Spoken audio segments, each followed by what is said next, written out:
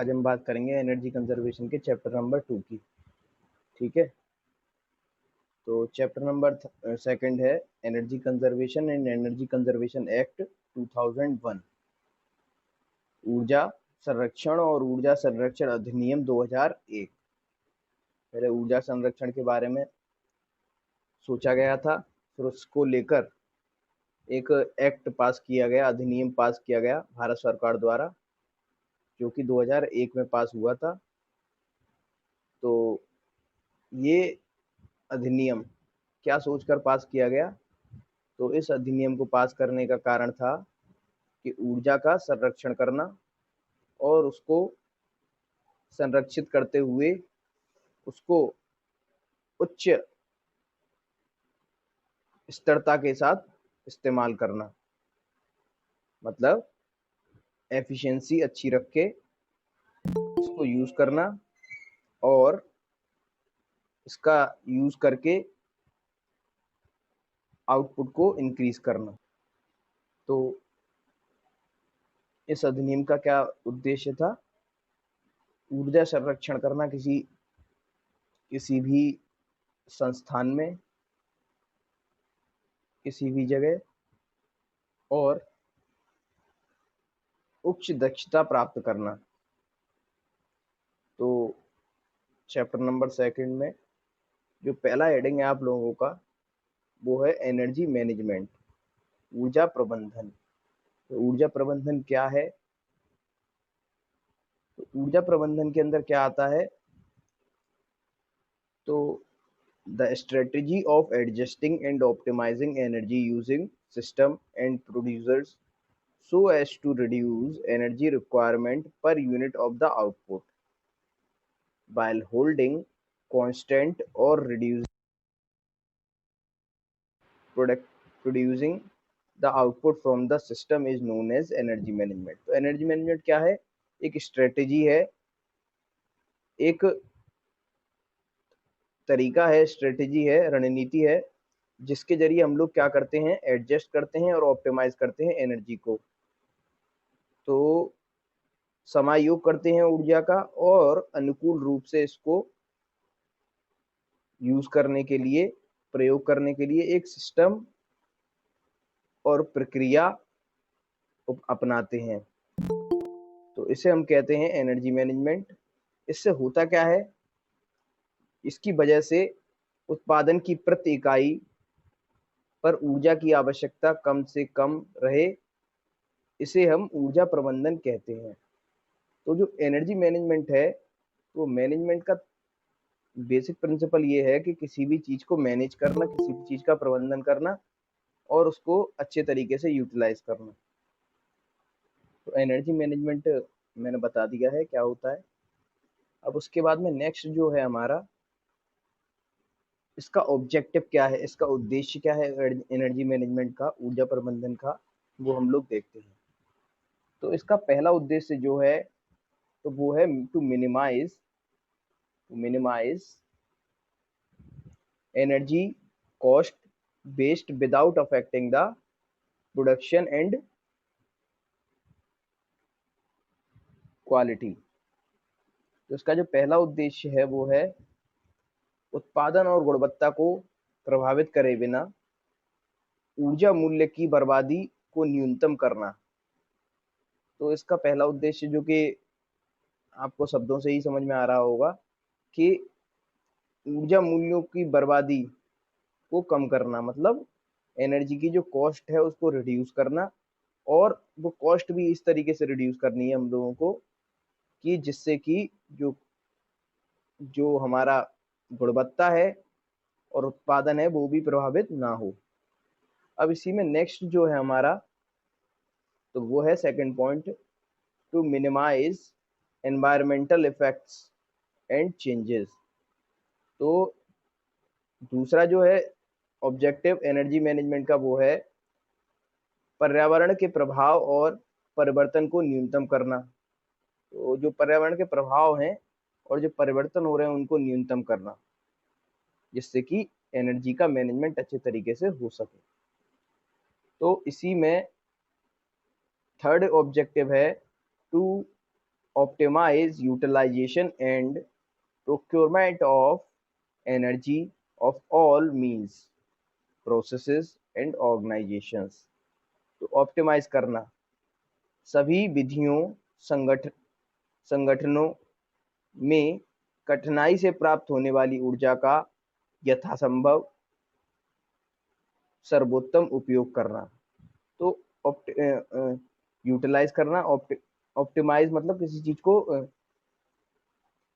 चीज को ढंग से उपयोग करना, जिससे कि क्या हो सके, किसी भी संस्था, किसी भी विधि, मतलब किसी प्रोसेस, किसी भी संस्था, किसी भी संगठन, ऑर्गेनाइजेशन को कठिनाई ना हो और उससे हमारा जो है एनर्जी भी सेव होती रहे, और किसी भी ऑर्गेनाइजेशन या कोई प्रोसेस या कोई मीन्स, किसी भी विधि में कोई भी परेशानी ना आए और ऊर्जा का प्रबंधन भी होता रहे, तो मतलब काम भी हो जाए और कोई दिक्कत भी ना हो। तो ये भी एक एम है, to reduce energy requirement per unit of output. ये भी हमारा ऑब्जेक्टिव है, हमको क्या रिड्यूस करना है, ऊर्जा का रिक्वायरमेंट, ऊर्जा निगृत प्रति इकाई की आवश्यकता को कम करना।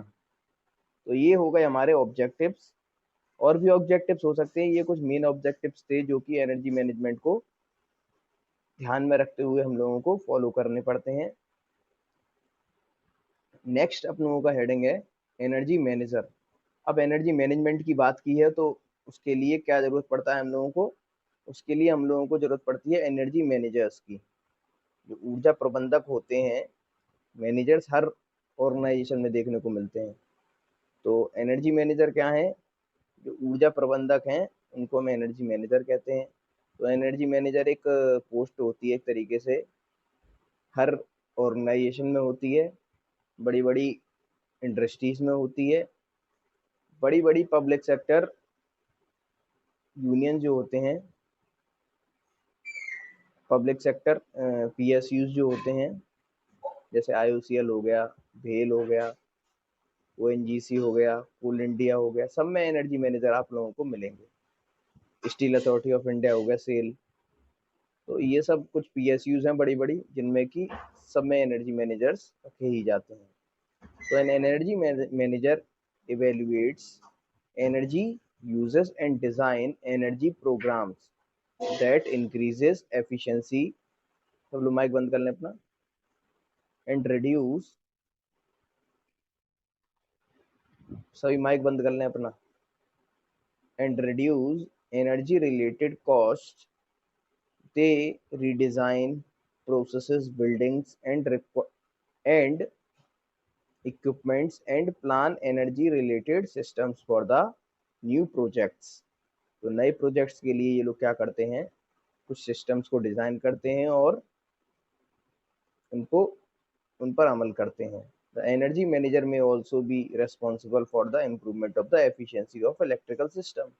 तो एनर्जी मैनेजमेंट की ही जिम्मेदारी होती है किसी भी इलेक्ट्रिकल सिस्टम जो है, विद्युत प्रणाली है, उनको इम्प्रूव करने की, सुधारने की। तो एक आवाज नहीं आ रही बिल्कुल, मुझे तो तुम्हारी आ रही है। तो चलो बंद करो, बंद करो, अपना वॉल्यूम बढ़ाओ अपने मोबाइल में तो आएगी। तो नेक्स्ट है तुम लोगों का इसमें जो है, तो नेक्स्ट एनर्जी मैनेजर में ही क्या होता है, एनर्जी मैनेजर ये इसमें बता दिया है मैंने। तो नेक्स्ट जो आप लोग, मुझे तो आ रही है तुम्हारी।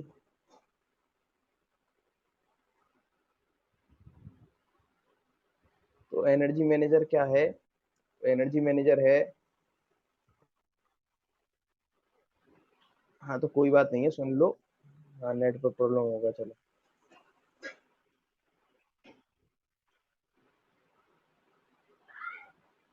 एनर्जी में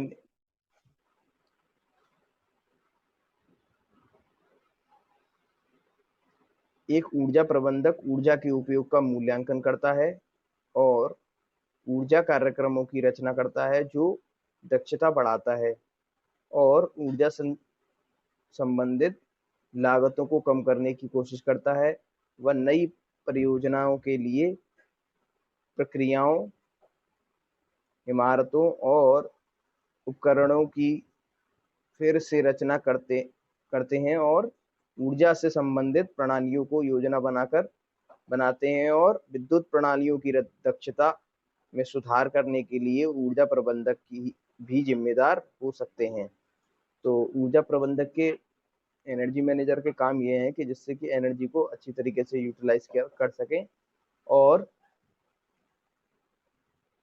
जितना हो सके उतना आउटपुट अच्छा दे सके। तो ये काम है किसी भी एनर्जी मैनेजर का किसी भी ऑर्गेनाइजेशन में। नेक्स्ट है आप लोगों का एनर्जी कंजर्वेशन। क्या है? It is achieved when good growth of the energy consumption when the growth of the energy consumption is reduced in physical terms। जब भौतिक रूप से जो ऊर्जा है वो उसको खपत को कम कर सके हम लोग, तो उसे हम कहेंगे कि एनर्जी का कंजर्वेशन हो रहा है। तो energy conservation therefore is the result of several processes or developments such as productivity increase or technological progress। On the other hand, energy conservation is achieved when intensity is in a specific product process or area of the production or consumption is reduced without affecting the output। तो output को effect किए बिना हम लोग अपना जो production है वो इंक्रीज करें, तो उसे उसे हम कहेंगे एनर्जी का कंजर्वेशन। तो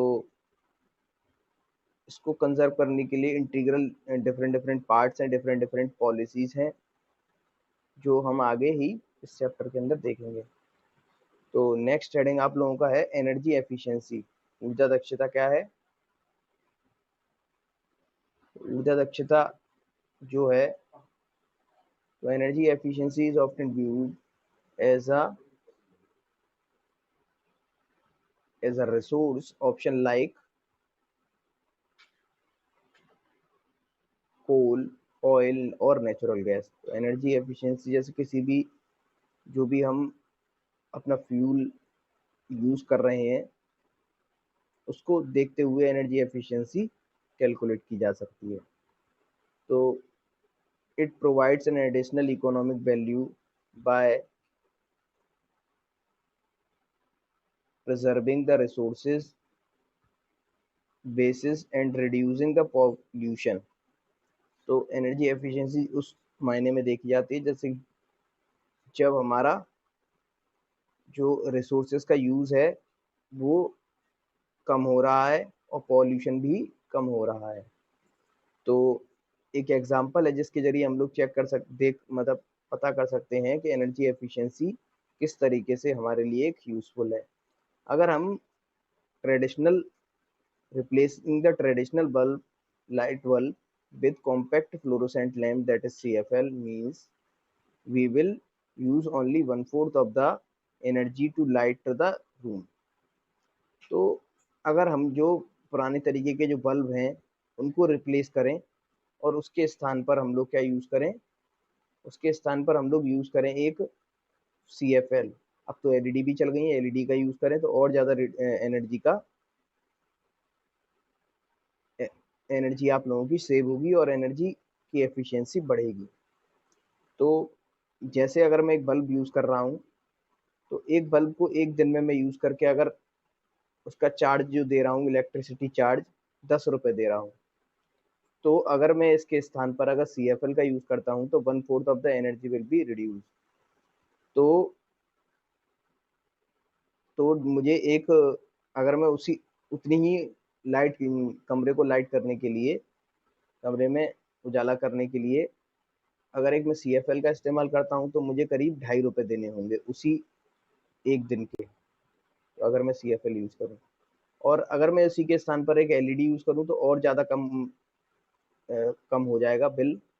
तो 2.5 रुपए से घटकर वो करीब 1.5 से 2 रुपए के बीच में रह जाएगा। तो इससे एनर्जी की एफिशिएंसी इंक्रीज होगी। तो एफिशिएंसी देखो मैंने क्या किया, जितनी बिजली मैं एक दिन में यूज कर रहा था उतनी बिजली में मैं करीब अपना 4 दिन लाइट जला सकता हूँ। तो इससे क्या होगा, जो गवर्नमेंट जो हम लोगों को इलेक्ट्रिसिटी प्रोवाइड कर रही है, इलेक्ट्रिसिटी बोर्ड जैसे हमारा यूपीपीसीएल हो गया, और डिफरेंट जैसे राजस्थान में राजस्थान का इलेक्ट्रिसिटी बोर्ड है, हर जितने भी स्टेट है सब में अपना अपना इलेक्ट्रिसिटी बोर्ड है, उनका जो एनर्जी वो लोग जनरेट कर रहे हैं, पैदा कर रहे हैं, दे रहे हैं हम लोगों को थ्रू द इलेक्ट्रिसिटी लाइन, जो हमारे घर तक लाइन आती है वो रिड्यूस हो जाएगी।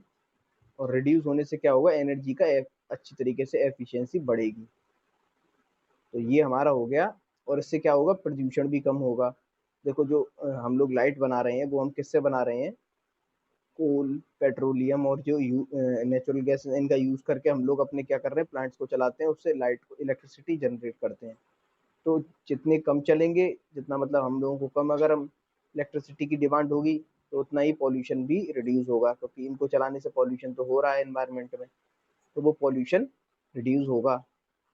तो ये फायदे हैं एनर्जी को एफिशिएंसी को इंक्रीज करने के। अगर हम कोई अच्छा इक्विपमेंट यूज करते हैं तो फायदे हमको देखने को मिलते ही हैं। ठीक है, तो यहाँ तक आपका एनर्जी एफिशिएंसी कंप्लीट हो गया। अब कुछ सैलिएंट फीचर्स हैं एनर्जी कंजर्वेशन एक्ट 2001 के।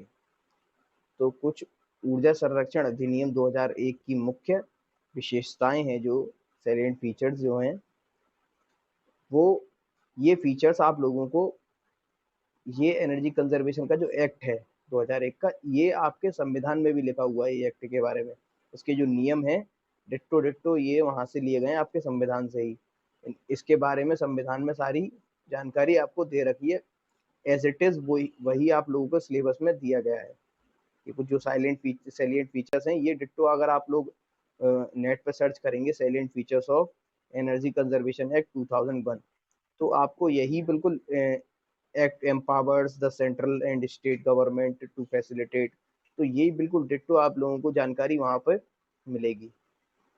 और सारे जो भी डेफिनेशंस जो अभी नीचे दिए गए, definitions of the outlined in the act, जो डेफिनेशन आउटलाइन कर रखे हैं, ये भी डिट्टो आपको उस अधिनियम के अंतर्गत देखने को मिलेंगे।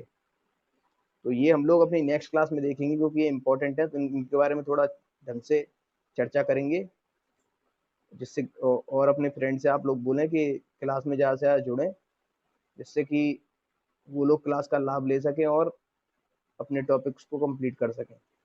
ओके। हाँ।